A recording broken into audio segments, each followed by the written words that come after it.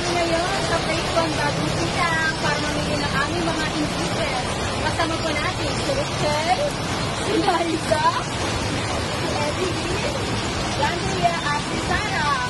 Kaya kahit maulan, tara, samahan mo kami! Hi guys, bibili kami dito sa baking supply. Kasama ko si Ida.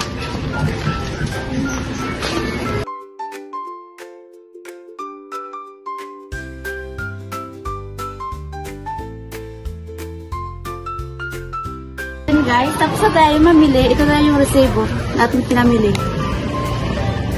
Tara, samahan niyo. Dito tayo sa grocery para bumili ng iba't ibang pangailangan sa ating product.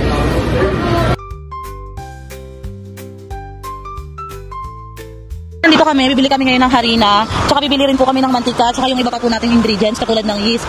1 kilo po nito, tsaka isang yeast po na tigda 10 pesos. Tsaka ate pakisamahan na rin po nito mantika. Itlog. Tsaka itlog. Ilang pieces na itlog? Ito pong 325 na egg din po. Sige ko. Na natin yung pinaka-importanting ingredients ng ating product. So ngayon nandito tayo sa bilihan ng saging.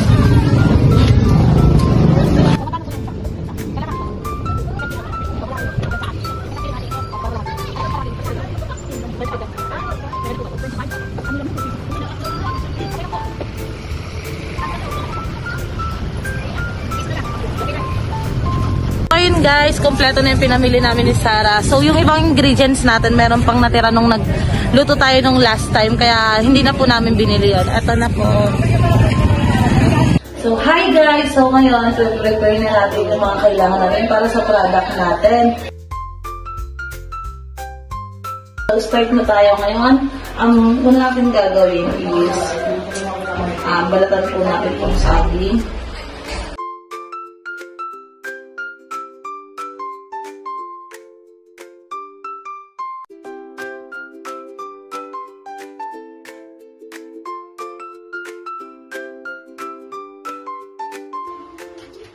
Tapos, smash lang natin siya.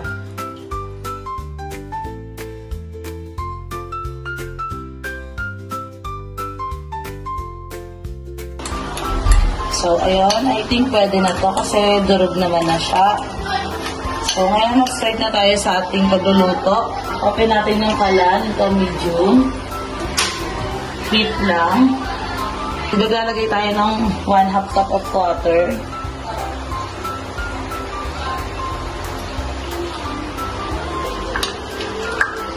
One-4 cup of sugar. And ang paglalagay po natin ng sugar is optional sa inyo kung gaano karami. Pwede po kayo mag-add pag natatabangan kayo.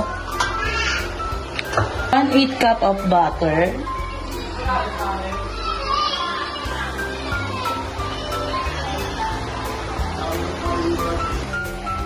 Haluin lang po natin hanggang sa matunaw and well combine na sila.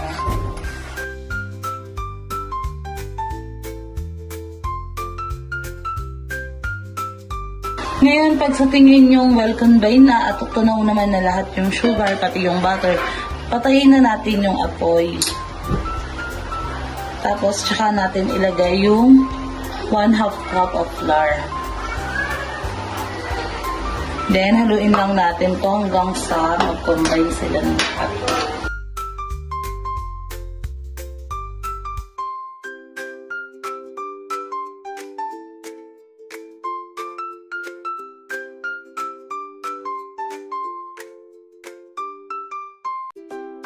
Pag okay na siya, i-rest muna natin siya ng at least 2 minutes para mawala yung init niya at ma-combine natin yung egg tsaka yung saging. So, ayun guys, na-rest na natin siya. Lagyan na natin siya ng ating minash na banana. Tansyahin natin guys yung paglagay ng banana kasi baka mamaya mag-over siya. Tapos mix ulit natin.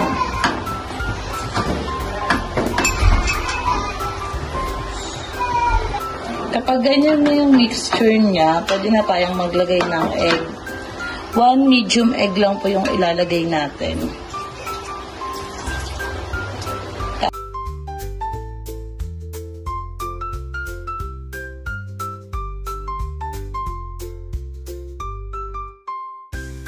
Ito na yung texture na nagawa natin. At ito yung gusto nating texture para mamaya pag dinifray natin siya, medyo malambot yung bread niya, no? Ayan na. So, ayun guys, habang piniprepare natin yung paglalagyan na itong churros natin, magpainit na tayo ng isang kalan ng kawali para mamaya yung mantika natin is mainit na talaga siya pag nilagay natin yung churros.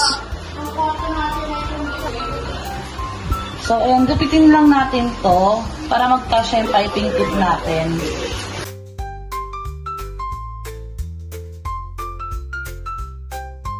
Maglagay lang tayo ng ating mixture dito sa ating piping bag.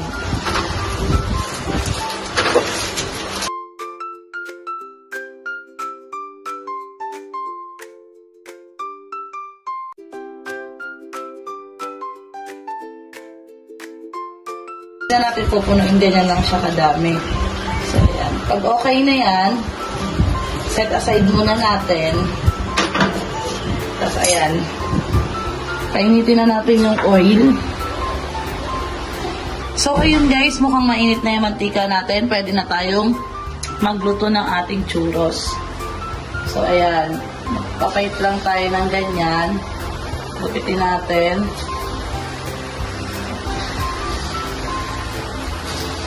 Ulit-ulitin lang natin yung procedure.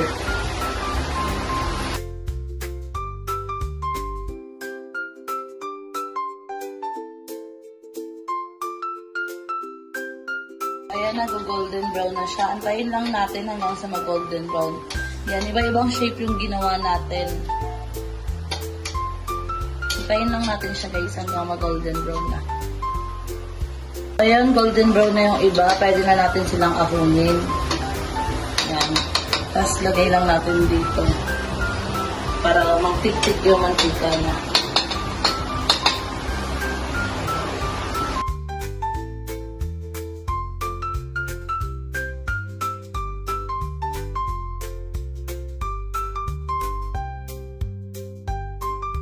So, ayan, naahon na natin and iaano na natin siya ngayon sa sugar.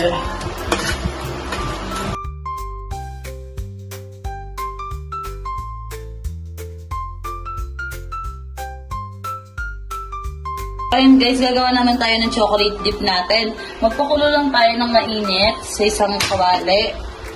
Tapos, slice natin itong chocolate bar natin sa maliliit na size lang. Para mas mabilis siya matunaw.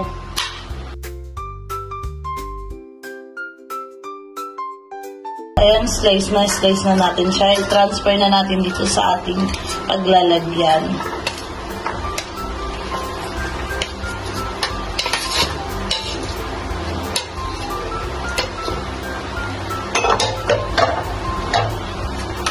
Na siya, pwede na natin tong ipatong.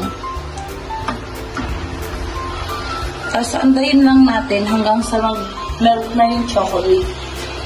Para mas mabilis mag-melt yung chocolate, mag-add tayo ng isang fresh milk na evaporated milk. Pero huwag natin lahatin to guys, para mas mangibabaw pa rin yung sarap ng dark chocolate natin. So ayan, antayin lang natin hanggang sa melt yung ating chocolate dip. So, ayun, nag-melt na yung chocolate dip natin. Pwede na tayong mag-plating. Maya-maya lang makikita na natin ang ating churros na pang merienda.